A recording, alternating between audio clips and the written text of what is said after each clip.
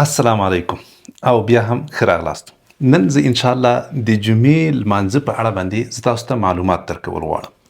نیت یې څنګه کیږي، څو رکعتونه دي، ډک دي که خالي دي، آیا د جمعې لمونځ فرض ده که سنت ده، په چا باندې فرض ده او نورې مهمې خبرې زه تاسو ته په دې ویډیو کې کول غواړم.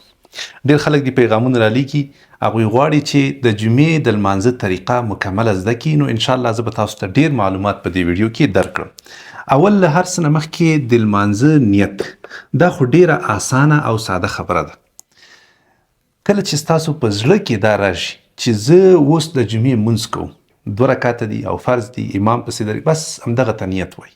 که په خوله مو هر رقم وویلې پروا نه کوي، څنګه چې تاسو ته اسانه وه او همغه رقم مو تاسو وویلې هیڅ مشکل نه لري. حتی که په خوله مو بیخي هم نه ویلې پروا نه کوي، ځکه نیت وایي قصد او ارادې ته. د زړه کې چې ستاسو نیت راشي، قصد راشي او اراده راشي چې زه اوس د جمعې لمونځ کول غواړم، جمع درېږي، امام پسې یم، 2 رکعته دي او فرض دي، همدقه ته نیت وایي. ستاسو نیت وشو، سمدستي تاسو الله اکبر ویلی شي. صحیح شوه؟ ښه، د لمانځه څو رکعتونه دي؟ 2 رکعتونه دي. 2 رکعته فرض دا د جمعې لمونځ ده او دا 2 رکعتونه فرض دي. امام چې کله لمونځ جمع ورکوي نو هم الحمدلله وایي او هم ورسره سورتونه وایي. نو دا 2 رکعته دي او دواړه فرض دي. له دې نه مخکې 4 رکعته سنت کیږي او وروسته ترېنه بیا 4 رکعته سنت کیږي، له هغه نه وروسته بیا 2 رکعته سنت کیږي، یعنې 10 رکعته سنت او 2 رکعته فرض دي چې دا جمعاً څو رکعتونه شو؟ دا 12 رکعتونه شو او ټول ډک دي. که په خارج کې ځینو خلکو سنت کم و زیات کول پروا نه کوي، هغه کې ځینې د علماو نظرونه شته دي، خو عموماً په افغانستان کې 4 رکعته اول سنت کیږي، بیا 2 رکعته فرض د جمعې کیږي، له هغه نه وروسته بیا 4 رکعته سنت کیږي او بیا 2 رکعته سنت کیږي.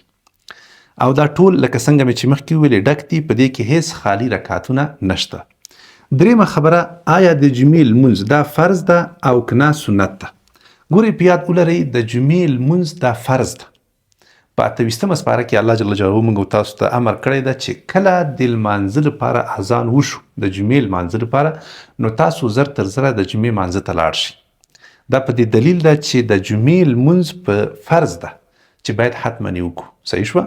ورسره نور سنت رکعتونه دي، کم و زیات کیدلی شي، خو 2 رکعته فرض د جمعې لمونځ دا په موږ تاسو باندې فرض ده چې باید ځان ورته ورسو او د جمعې لمونځ باید وکړو. ښه، که څوک ونه رسېده د جمعې لمانځه ته، فرضاً د جمعې لمونځ ترېنه تېر شو، نو بیا به څه کوي؟ بیا به 4 رکعته فرض د ماسپښین لمونځ کوي. یعنې د جمعې لمونځ چې 2 رکعته فرض دي دا په جمع باندې کیږي، تنها یې څوک نشي کولی. داسې نشي کولی چې د ماسپښین لمونځ پرېږدي 4 رکعته فرض او په ځای یې ځان ته 2 رکعته فرض وکړي. نه، دغه 2 رکعته فرض چې کیږي دا له جمع سره کیږي، له امام سره کیږي. خو که چېرته تا نه دا جمع لاړه نو بیا به ته څه کوې؟ بیا به ته 4 رکعته فرض له خپل ځانه سره د ماسپښین لمونځ کوې، بیا ته د جمعې لمونځ نشي کولی. ښه، دا اوس مهمه خبره دا ده چې د جمعې لمونځ په چا باندې فرض ده. په 6 شرایط ما تاسو ته دلته لیکلي دي. که چېرته 6 شرایط موجود وي نو بیا د جمعې لمونځ فرض ده، او که چېرته دا شرایط نه وي نو بیا د جمعې لمونځ هم په چا باندې نه فرض کیږي. اولنۍ مهمه خبره دا ده چې دا کس به مریض نه وي. که یو نفر مریض ده، ځای په ځای کور کې پروت ده، یا نشي تللی، ډېره ورته سخته کیږي، سخت مریض ده، په کور کې پروت ده، نو په هغه باندې د جمعې لمونځ نشته. په هغه باندې د جمعې لمونځ فرض نه ده. هغه به څه کوي؟ هغه به 4 رکعته فرض د ماسپښین لمونځ په خپل کور کې یا په خپل دکان یا مارکیټ یا هر ځای کې چې وي، هملته به 4 رکعته فرض د ماسپښین لمونځ کوي. صحیح شوه؟ دویمه خبره دا ده چې نرانو باندې فرض ده، په ښځو باندې فرض نه ده د جمعې لمونځ. خو که ښځې بیا هم لاړې شي، یو ځای مطمئن او محفوظ ښه ځای موجود وي مسجد کې چې هلته د دوی پرده او حیا د هر څه محفوظ پاتې کیږي، ښځه لاړه او هلته یې د ښځو سره یو ځای د جمعې لمونځ وکړه، نو پروا نه کوي، بیا هم لمونځ د دوی صحیح ده. همغه 2 رکعته فرض د جمعې د دوی صحیح کیږي، بیا ورباندې د ماسپښین 4 رکعته فرض نشته. صحیح ده؟ په ښځو باندې فرض نه ده. بیا دا خبره تکراروم، په ښځو باندې د جمعې لمونځ فرض نه ده، خو که بیا هم ښځې لاړې او د جمعې لمونځ یې وکړه نو لمونځ یې صحیح ده. صحیح ده انشاءالله. خو که ځای نه وي، برابر ځای نه وي، مسجد نه وي، ښځې هلته نه ځي، نو بیا ښه خبره دا ده چې دوی لاړې نشي جومات ته، بس په خپلو کورونو کې دی د ماسپښین فرض لمونځ وکړي. دریم شرط دا ده چې خطر نه وي موجود. د جمعې لمانځه ته په تګ کې تا ته خطر نه وي، یا جانی خطر نه وي یا مالی خطر نه وي، صحیح شوه. خو که ته ویرېږې چې حالات خراب دي یا جنګونه دي یا بد خلک دي په لاره کې یا ماته خامخا مشکل مواجه کېږي یا غله دي یا جنجال ده، سخت حالات دي، نو بیا په هغه وخت کې په تا باندې د جمعې لمونځ فرض نه ده. په خپل کور کې کولی شي چې د ماسپښین 4 رکعته فرض وکړي. د جمعې لمونځ په هغه وخت کې ته رانیسې چې حد اقل له امام سره خو 1 رکعت را لاندې کړې که په دې کې اختلاف شته ده، خو احتیاط په دې کې ده چې ته حد اقل 1 رکعت خو له امام سره را لاندې کړي، یعنی د 2 رکعت هغه رکوع خو باید ته امام سره ونیسي.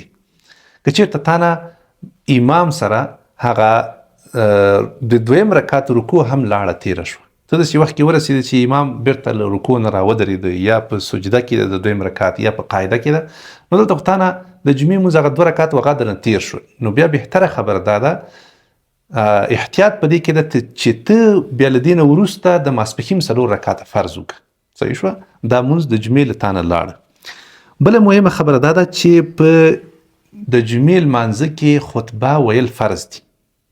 د جمعې لمونځ په هغه وخت کې فرض کیږي او صحیح کیږي چې د خطبه وویل شي، صحیح ده. که چېرته په کوم مانځه کې خطبه ونه ویل شوه، مثلا یو څو نفره مسلمانان یې سره راغونډ شول او سمدستي ودرېدل، سنت یې وکړه او ودرېدل په د جمعې په مانځه باندې، نو دا لمونځ نه صحیح کیږي. ضروري ده چې خطبه وویل شي. خطبه د جمعې په مانځه کې فرض ده، بې له خطبې نه د جمعې لمونځ نه کیږي. آخرنۍ او مهمه خبره دا ده چې دا نفر باید مقیم وي، صحیح شوه. یعنی ته باید مقیم وي، په سفر کې نه وي، یا مثلا د جمعې لمونځ تا ته باید نږدې وي. خو که د جمعې لمونځ په داسې یو ځای کې وي چې ډېر لرې ده که نه، په خارج کې ډېر خلک دا پوښتنه کوي چې د جمعې لمونځ خو موږ نه ډېر زیات لرې ده او موږ به په ساعتونو مزل کوو، بیا په دې صورت کې تاسې باندې د جمعې لمونځ نشته.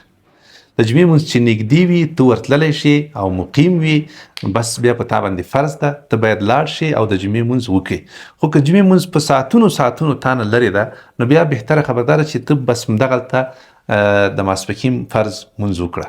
خو د آینده لپاره ته کوشش وکړه چې داسې یو ځای ته انشاءالله نږدې شي چې هلته د جمعې لمونځ کیږي، ځکه د جمعې لمونځ ډېر زیات اجرونه او ثوابونه لري، صحیح ده.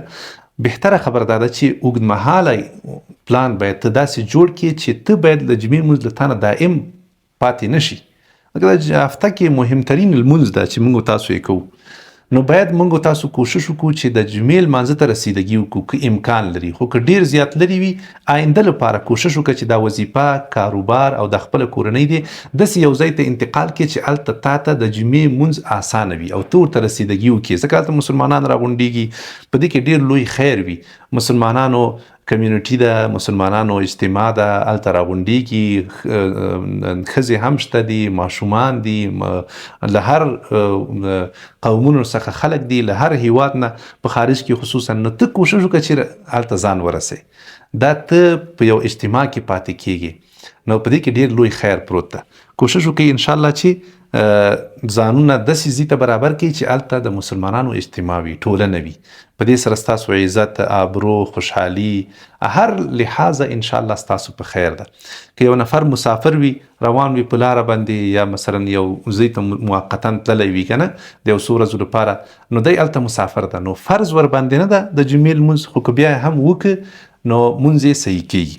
دا یو څو مهمې خبرې نورې هم پاتې دي چې زه تاسو ته په لنډ ډول باندې کول غواړم. په خطبه کې ځینې خلک دي، تاسو به هم لیدلی وي که نه، چې اول کله امام خطبه وایي، اولنۍ خطبه دوی داسې لاسونه نیولي وي، بیا چې کله دویمه خطبه شروع شي نو هلته په زنګنونو لاسونه کیږي. دا سنت طریقه نه ده او نه هم لازمه خبره ده، ضروري خبره نه ده. اسې خلکو جوړه کړې ده، خو د دین برخه یا د دینی بڼه موږ او تاسو نشو ورکولی. همدارنګه د جومات شتون د جمعې لمانځه لپاره ضروري نه ده. که چېرته تاسو داسې یو چتر غوندې یو ځای جوړ کړی وي که نه، سوری، یا پارک کې لمونځ کوئ یا په بل کوم ځای کې که نه چې مسلمانان راغونډېږي هلته لمونځ کوي، نو بیا هم ستاسو لمونځ صحیح کیږي، سمه ده ضروري نه ده چې حتما به تاسو دا مونځ په جومات کې کوئ. که جومات نه وي بل ځای وي مثلا پارکینګ هم نیولی ده که نه یا کوم بل کوم داسې غټ ځای هم نیولی ده د جمعې مانځه لپاره او دلته تاسو راغونډ شئ د جمعې لمونځ وکئ بیا هم ستاسو لمونځ صحیح کیږي. د جمعې لمانځه لپاره 3 نفره مهم دي، حد اقل 3 نفره باید وي چې یو مخکې شي او 2 نفره شاته پسې ودرېږي. که چیرته 3 نفرو څخه کم شي نو بیا هم د جمعې لمونځ نه صحیح کیږي. نو تاسو که چیرته په خارج کې او مشکل وي درته نو بیا حد اقل دومره خو وکړئ چې یو 3 نفره سره راغونډ شي یا له هغه نه زیات خطبه هم ووایئ او د جمعې لمونځ کولی شئ. تاسو کولی شئ انشاءالله چې د جمعې لمونځ ته اهمیت ورکوئ. کره دا ستاسو د اجتماع دا ټولنه ورځ تر بلې زیاتیږي او په دې کې انشاءالله ډیر لوی خیر پروت ده او تاسو ته به الله جل جلاله اجر درکوي. کله چې تاسو د جمعې مانځه ته لاړئ کوشش وکړئ چې خبرې ونه کړئ، خصوصا د خطبې په وخت کې، ځکه د خطبې په وخت کې خبرې کول دا منع دي، دا جایز نه دي په هیڅ وجه باندې هم. حتی ته باید چاته ونه وایې چې چوپ شه. یو نفر ته وینې خبرې کوي ته مه ورته وایې چې چوپ شه، تر دې اندازې منع راغلی. نبی علیه الصلاة والسلام فرمایي چې څوک هم د خطبې په وخت کې خبرې کوي نو حتی باید دا ورته ونه وایي چې چوپ شه. دا د حدیث مفهوم ده. که څوک دا ورته وایي چې چوپ شه یا غلی کی نو دا هم یوه اشتباه ده او ګناه ده. نو خبرې کول یا د خلکو په اوږو باندې ځینې خلک اوړي که نه، مخکې ځای خالي وي دی د خلکو په اوږو باندې قدمونه ږدي او اوړي، دا هم صحیح نه ده. باید تاسو چې وروسته راغلی نو وروسته بیا کینئ او خبرې مه کوئ. دا یو څو مهمې خبرې وي. که تاسو بیا هم کومه پوښتنه او سوال لرئ کولی شئ ماته په کمنټ کې ولیکئ. انشاءالله زه به خپل کوښښ کوم چې رسیدګي وکړم او ستاسو سوالونو ته جواب ووایم. ډېره زیاته مننه.